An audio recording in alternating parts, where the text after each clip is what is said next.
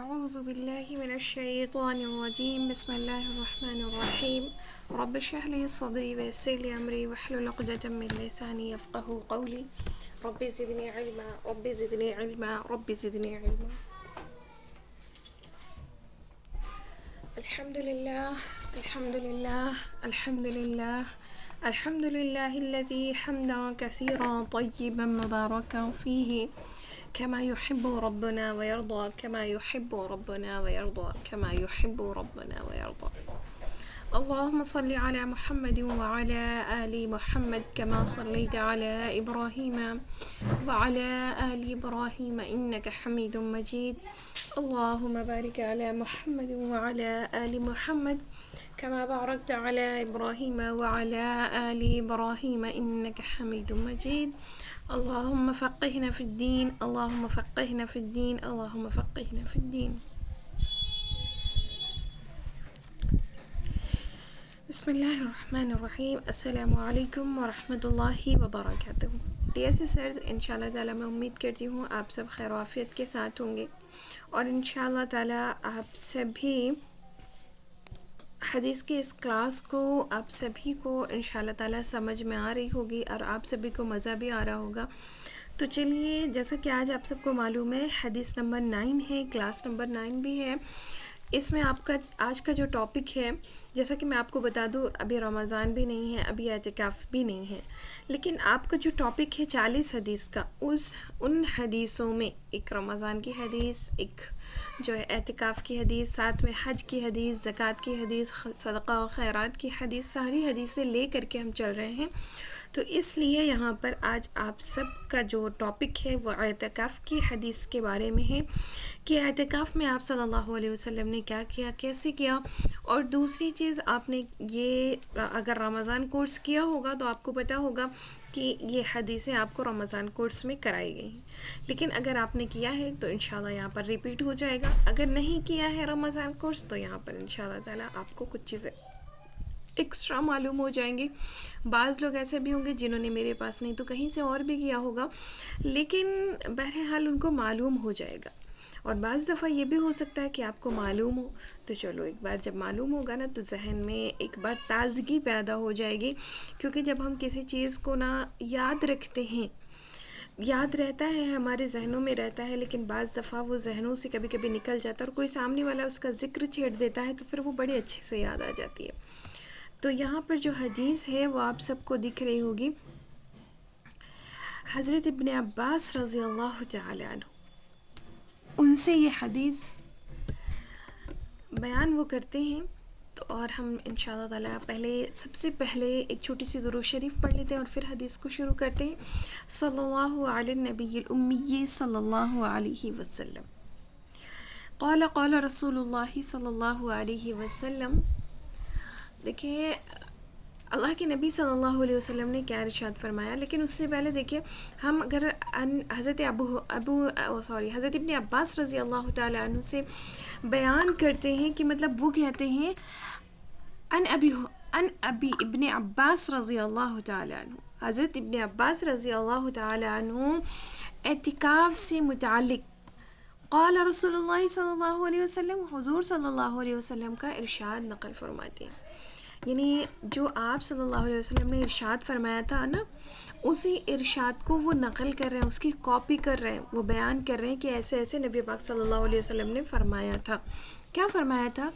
هو يعكف الذنوب ويجري له من الحسنات كعامل الحسنات كلها. یہاں پر ایک چیز دیکھ لیجئے کہ تشدید کے نیچے زیر ہے. تشدید کے نیچے جو زیر ہے نا، تو یہ آپ کو زیر پڑھا جائے گا. آپ اس کو زبر نہیں پڑھو گے کہ یہ لام کے اوپر ہے تو زیر پڑھ لیں. جہاں کہیں بھی تشدید آئے گی آپ اس کا سائن زیر اور زبر کا ایسے پہچانو گے. اگر تشدید کے نیچے ہے تو وہ زیر، اگر تشدید کے اوپر ہے تو وہ زبر. کیا فرماتے؟ معتکف. معتکف کسے کہتے ہیں؟ اعتکاف کرنے والے کو. یہ حدیث ابن ماجہ کی ہے اور حدیث نمبر بھی میں آپ سب کو بتا دوں. یہاں پر جو ابن ماجہ کی یہ حدیث ہے وہ ہے 1781. 1781 8:1 ابن ماجہ کی حدیث ہے.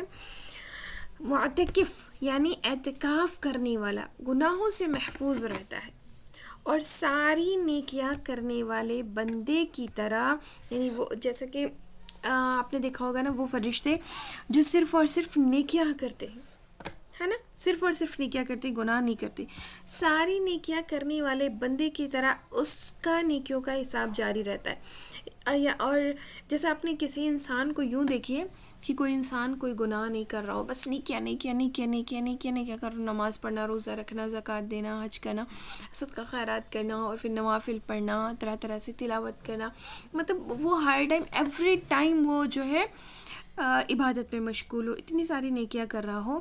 اگر اعتکاف کرنے والا اس کی طرح ہو جاتا ہے جو مطلب ہر ٹائم ایوری منٹس، کوئی بھی مطلب ایک منٹ بھی وہ ضائع نہ کرے، ایسا ہے اعتکاف کرنے والا. یعنی اگر وہ سو بھی رہا ہے تو بھی اس کے نام عمل میں نیکیاں لکھی جاتی ہیں، اگر وہ پڑھ رہا ہے تو بھی نیکیاں لکھی جاتی ہیں، اگر وہ صرف تسبیحات پڑھ رہا ہے تو بھی نیکیاں لکھی جاتی ہیں، اگر وہ کسی سے دین کے مسئلے پر بات بھی کر دے رہا ہے تو بھی اس کے نام عمل میں نیکیاں لکھی جاتی ہیں. ہاں، تو کیا ہے، نیکیوں کا حساب جاری رہتا ہے اور نام اعمال میں لکھا جاتا ہے. یہاں پر انگلش میں لکھا ہوا ہے، رومن انگلش میں، معتکف گناہوں سے محفوظ رہتا ہے، ساری نیکیاں کرنے والے بندے کی طرح اس کا حساب جاری رہتا ہے اور نام اعمال میں لکھا جاتا ہے. سبحان اللہ. تو دیکھیں یہاں پر معتکف جو ہے نا کون ہے، اور یعنی اعتکاف کرنے والا. نفس اعتکاف ان عبادت میں سے ہے جو پچھلے انبیاء کرام علیہ السلام کے زمانے سے چلے آ رہی ہے. اللہ تعالیٰ نے قرآن مجید میں بھی ان کا ذکر فرمایا. اللہ تعالیٰ نے اپنے خلیل حضرت ابراہیم علیہ السلام اور حضرت اسماعیل علیہ السلام کو بیت اللہ کی تعمیر کے بعد طواف کرنے والوں اور اعتکاف کرنے والوں اور نماز ادا کرنے والوں کے لیے پاک صاف رکھنے کا حکم دیا. حضرت اسماعیل علیہ السلام کو اور حضرت ابراہیم علیہ السلام کو اللہ تعالیٰ نے جو تعمیر کا دیا کام بیت اللہ کا، اور پھر ساتھ یہ بھی کہا کہ اس کو پاک و صاف رکھو، کس کے لیے؟ اعتکاف کرنے والوں کے لیے، نماز ادا کرنے والوں کے لیے اور طواف کرنے والوں کے لیے اس بیت اللہ کو پاک و صاف رکھو. اللہ تعالیٰ نے خود یہ حکم دیا. کس کے لیے؟ یہاں پر اس کا مطلب تو یہی ہے نا کہ اعتکاف کرنے والا اللہ تعالیٰ کے نزدیک بڑا اہمیت کا حامل ہوگا، تبھی اللہ تعالیٰ نے نماز پڑھنے والے اور طواف کرنے والے کا ساتھ اس کا ذکر فرمایا.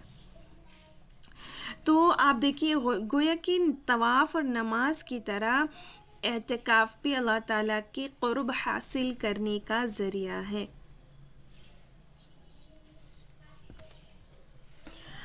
اور رمضان کے آخری عشرے میں اعتکاف کرنا اللہ کے پیارے نبی حضرت محمد صلی اللہ علیہ وسلم کی سنت ہے. اس کی فضیلت اس سے زیادہ کیا ہو سکتی ہے کہ ہمارے پیارے نبی صلی اللہ علیہ وسلم ہمیشہ اس بات کا اہتمام فرماتے تھے کہ اپنی زندگی میں وہ ہمیشہ کبھی اعتکاف نہیں چھوڑتے تھے. امام ظاہری رحمۃ اللہ علیہ فرماتے ہیں کہ لوگوں پر تعجب ہے کہ انہوں نے اعتکاف کی سنت کو چھوڑ رکھا ہے، اعتکاف جیسے سنت کو. بہرحال آپ صلی اللہ علیہ وسلم بعض امور کو ترک کر دیا کرتے تھے لیکن اعتکاف کو ترک نہیں کرتے تھے. جب سے ہجرت کر کے مدینہ منورہ آپ صلی اللہ علیہ وسلم تشریف لائے، اس وقت سے لے کر وفات تک بلا ناغہ آپ اعتکاف کرتے رہے، کبھی بھی آپ نے اعتکاف ترک نہیں کیا. سبحان اللہ. آپ دیکھیں اعتکاف کی اگر اتنی بڑی فضیلت نہ ہوتی تو کیا آپ صلی اللہ علیہ وسلم کبھی چھوڑ بھی دیتے کسی رمضان میں، اور کسی رمضان میں کر بھی لیتے؟ کیونکہ رمضان کا آخری عشرہ بڑی اہمیت کا حامل ہے، جیسا کہ آپ کو اور ہمیں سب کو پتہ ہے. باقی 2 عشروں سے زیادہ، یعنی اس میں 3 عشرے ہوتے ہیں، 10 دن کا پہلا، 10 دن کا دوسرا، 10 دن کا تیسرا. پہلا 2 عشرہ اس کی فضیلت کے بارے میں ہم سب کو پتہ ہے، بڑی فضیلت والا ہے. لیکن لاسٹ کا جو یہ عشرہ ہے نا، یہ بھی فضیلت کے اعتبار سے ان 2 عشروں کے مد مقابل اور زیادہ فضیلت والا ہے، اور زیادہ. اس کے بارے میں آتا ہے نا کہ علماء کرام، صحابہ کرام اور بزرگان دین مطلب اس کی بڑی بہت زیادہ اس بات کا اہتمام کیا کرتے تھے کہ وہ اعتکاف کریں، اور اس عبادت کے سلسلے میں بڑی مشقتیں اٹھاتے تھے ہمارے پیارے نبی صلی اللہ علیہ وسلم۔ حضرت عائشہ رضی اللہ تعالی عنہ آخری عشرے میں حضور صلی اللہ علیہ وسلم کا معمول نقل کرتی ہیں، یعنی جو آپ صلی اللہ علیہ وسلم کیا کرتے تھے اس کو وہ نقل کرتی ہیں، کاپی کر کے فرماتی ہیں کہ حضور صلی اللہ علیہ وسلم بالکل کمر کس لیا کرتے تھے۔ کمر کس لینے کا مطلب کیا ہے؟ جیسے آپ کے گھر میں کام ہوتا ہے، آپ کیا کرتے ہو، دوپٹہ اٹھایا، ادھر سے سر پہ لپیٹا، ادھر سے لپیٹا، کمر پہ باندھ لیا، چل دیے بھئی آج تو ہمیں گھر کی صفائی کر ہی لینی ہے، آج تو جھاڑو پوچھا جالے والے سب ختم ہی کر دینے، کمر کس لیا نا۔ اب کام کرنے کا ٹھان کے آپ نے ایک بار پورے گھر کی صفائی کر ڈالی، یہ سوچ کے کہ آج ہی ہمیں کرنا ہے۔ ایسے پیارے نبی صلی اللہ علیہ وسلم سارے کاموں کو ایک سائڈ کر دیتے اور اعتکاف کے لیے کمر کس لیتے تھے، ریڈی ہو جاتے تھے، ایک دم تیار ہو جاتے تھے اور پھر اعتکاف کیا کرتے تھے، یہاں تک کہ ساری رات عبادت میں گزار دیتے، اور صرف اکیلے نہیں اپنے گھر والوں کو بھی جگاتے اور ان راتوں کی برکتوں کا فائدہ اٹھانے کے لیے کہتے تاکہ وہ ان راتوں کی برکتوں کو سمیٹ سکے۔ یہ میں اپنے پاس سے نہیں کری، یہ بخاری شریف کی حدیث 2024 ہے، یہ بخاری شریف کی حدیث 2024 ہے۔ اسی عشرے کی طاق راتوں میں ایک رات لیلۃ القدر کی، جو کہ بہت اہمیت کی حامل ہے، وہ رات جو 1000 مہینوں سے بھی بہتر ہے، جیسا کہ آپ پڑھتے ہیں نا انا انزلناہ فی لیلۃ القدر، لیلۃ القدر خیر من الف شہر، ہے نا۔ تو آپ یہ سورہ پڑھتے ہیں، اس سورہ میں اس کی پوری تشریح ہے، کبھی موقع ملتا ہے تو بیان کرتے ہیں، آج تو نہیں۔ جس کو کہتے ہیں کہ جس کو اس رات کو اطاعت میں گزارنے والا، اس رات کو اللہ تعالیٰ کی فرمانی میں گزارنے والا، وہ اللہ تعالیٰ کی مغفرت کا حقدار بن جاتا ہے۔ بخاری شریف کی حدیث نمبر 35، حدیث نمبر 35، کہ اس رات کو جو اللہ تعالیٰ کی اطاعت، اللہ تعالیٰ کی رضامندی، اللہ تعالیٰ کی خوشنودی میں گزارے، وہ مغفرت کا حقدار بن جاتا ہے۔ اس رات سے جس نے بھی فائدہ نہیں اٹھایا وہ ہر طرح کے خیر سے محروم رہا، جس نے بھی اس رات سے فائدہ نہیں اٹھایا وہ ہر طرح سے کے خیر سے محروم رہا۔ اس رات کی خاص دعا حضرت عائشہ رضی اللہ تعالی عنہا نقل فرماتی ہیں، وہ تلقین کرتی ہیں ہمیں، کہتی ہیں کہ اللہم انک عفو تحب العفو فاعف عنی۔ یہ ترمذی شریف کی حدیث ہے، حدیث نمبر 3513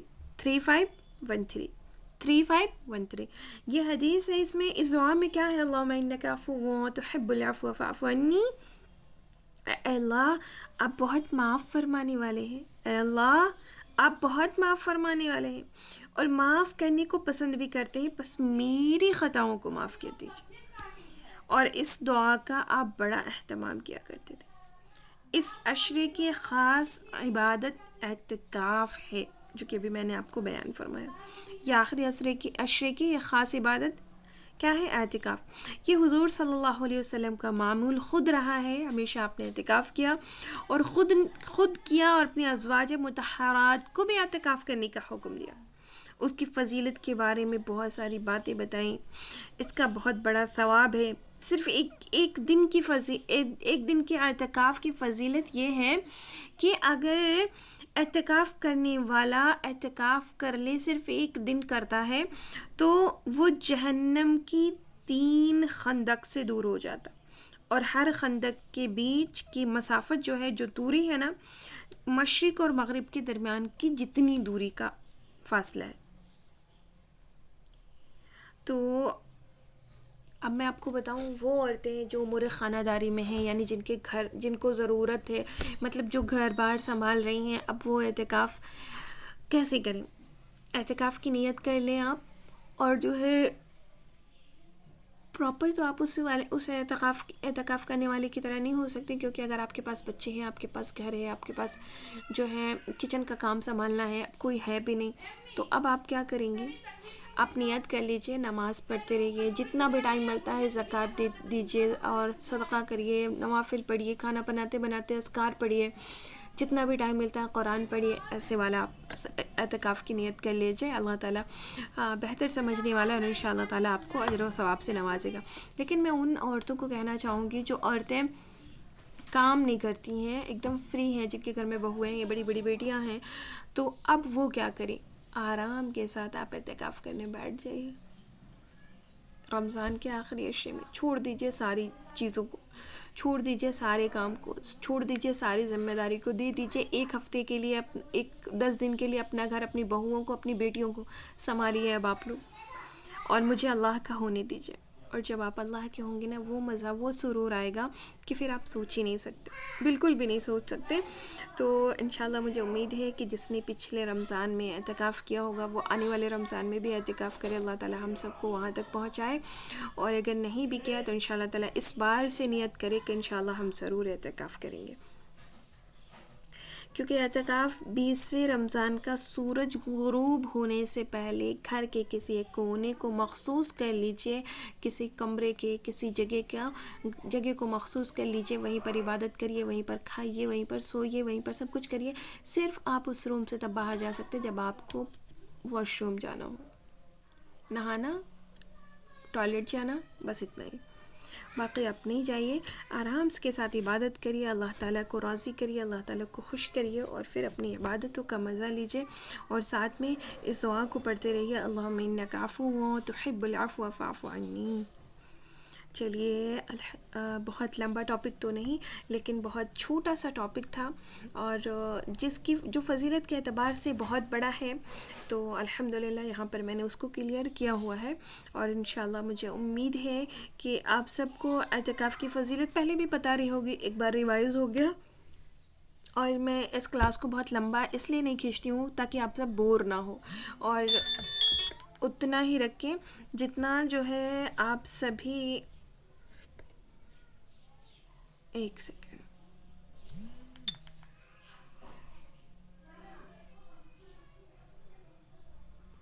ہو سکتا ہے ہماری آواز کٹ ہو رہی ہو آپ سب کو. تو چلیے انشاءاللہ تعالیٰ اس کلاس کو ہم یہیں پر ختم کرتے ہیں.